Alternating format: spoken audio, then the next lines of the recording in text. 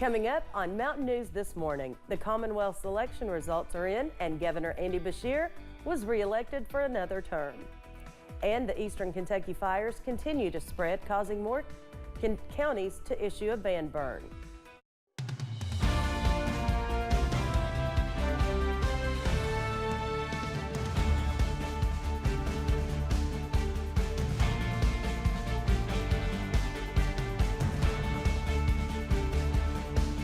Good morning, I'm Chas Gayhart. It is 6:32 on Wednesday, November 8th. We're going to go in and check in with Brandon.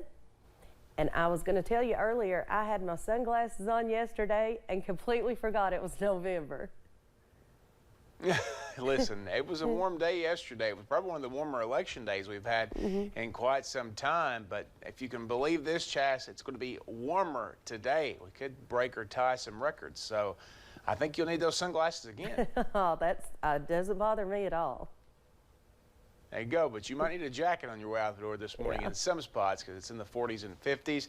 Mountain Parkway up near the Wolf Powell County line. A few clouds up there this morning. Temperatures in the low 50s up there, 53 to start us off in our northern counties. We head over to the regular map and you see some blue, some green indicating 40s and 50s out there. Clintwood at 43 is our cold spot. Jackson at 57 is our warm spot. Today's breakdown, 79 is where we're headed. That would tie the record at the London Corbin Airport set back just 3 years ago in 2020. And then, of course, the breakdown for basically as we head into the rest of the day, a few clouds this morning, maybe some sunshine a little bit later on, and some wind. So we got to keep an eye on that fire situation because that could make it a lot worse. We'll keep an eye on that, keep you posted, and we'll have more in just a few minutes. Chas. Thanks, Brandon.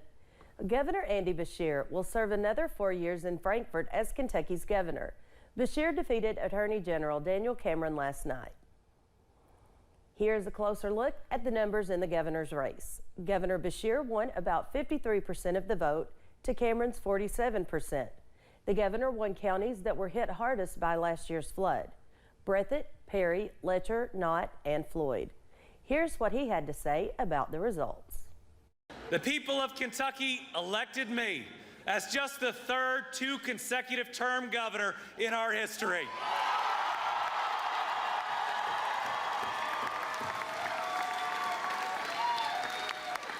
But folks, this wasn't my win.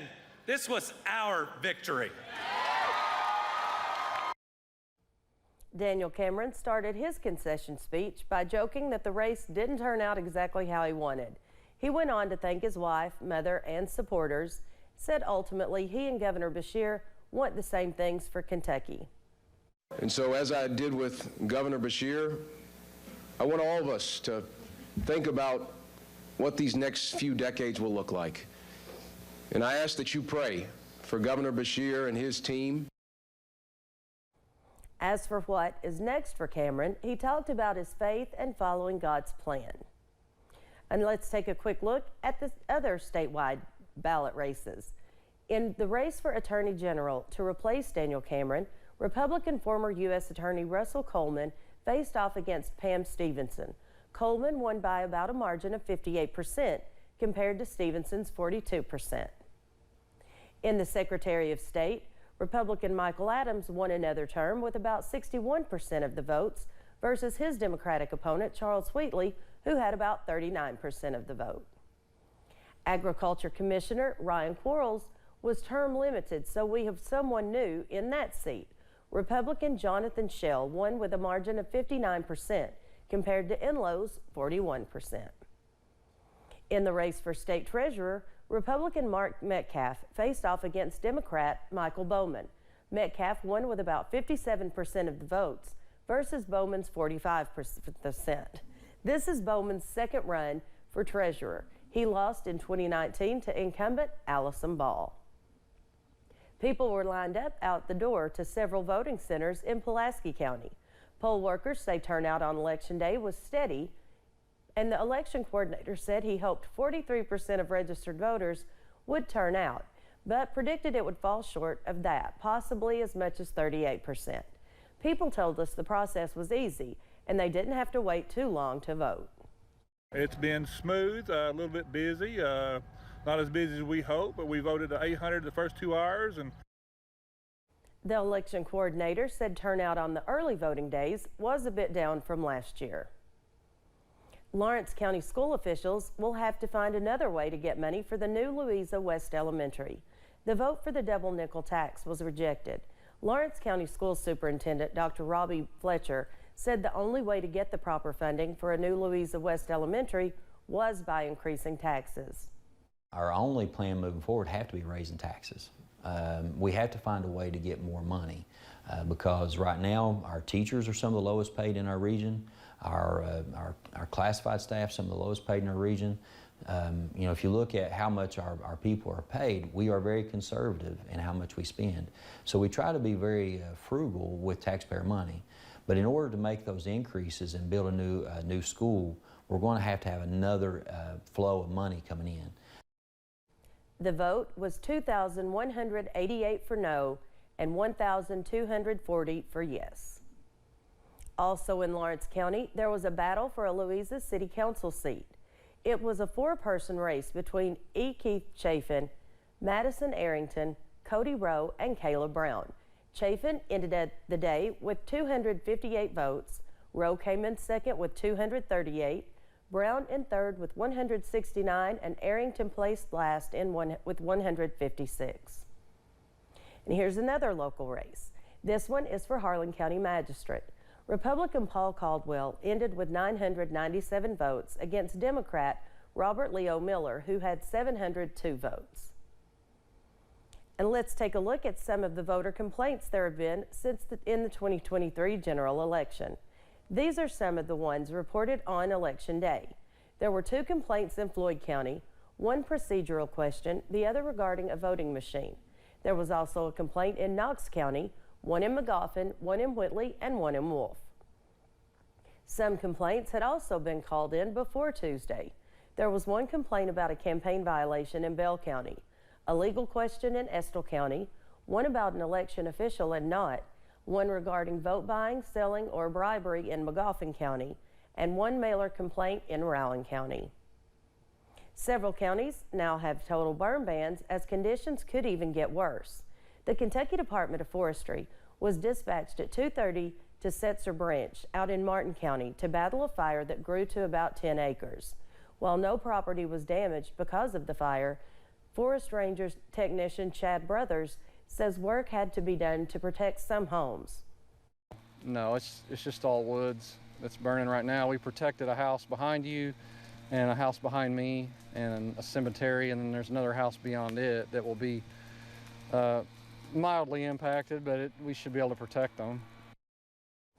Brothers says they do not know the cause of the fire, but he suspects it was set on purpose because that is typically what they deal with. And here's a list of counties we know for so far that have implemented total burn bans. Those counties are Letcher, Knott, Pike, Harlan, and Floyd. But forestry officials are urging everyone not to burn anything outdoors right now. A woman is dead after a fire in Letcher County. It happened Monday evening at a home on Delta Drive in the Elkins Branch community. The Letcher County coroner says the woman called 911 for help, but crews discovered she was not able to make it out once they arrived at the scene. The coroner is not releasing her name until all family members are notified. Her body was taken to the state medical examiner's office in Frankfort. She was 71 years old. No word on what started the fire. One person is dead after a fire in Mingo County, West Virginia. It happened just before 6:30 yesterday morning at an apartment on Mate Creek Road in Mate 1. Officials with the West Virginia State Fire Marshal's office say the 32-year-old woman's body was found inside the home. As of now, her name has not been released. The body has been sent to the state medical examiner's office.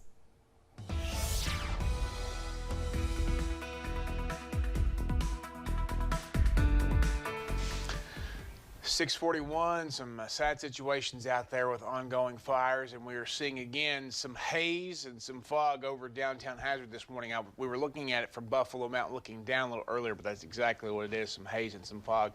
So be careful out there. Triangle Park looking up toward the station this morning. Some traffic there on the bypass, not too much downtown.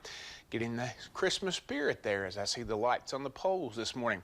Temperatures in the 40s and 50s, 43 there in Clintwood to 57 at Jackson. So there's a lot of folks in the 50s, but still some 40s out there across parts of the area. Out the door forecast, we are going to see temperatures soar today, and the wind's also going to pick up. So that's the worst of the two things. If it was just near record temperatures in November, we could handle that. But that wind with all these forest fires ongoing, it's going to be a bad situation. So we'll keep you very close posted on that and very close updates throughout the day. And we'll have the rest of the forecast, including tracking some when our next rain chances coming into play and tracking those fires there in just a few minutes. Chas. Thanks, Brandon. And thank you for joining us. The time is 6:42.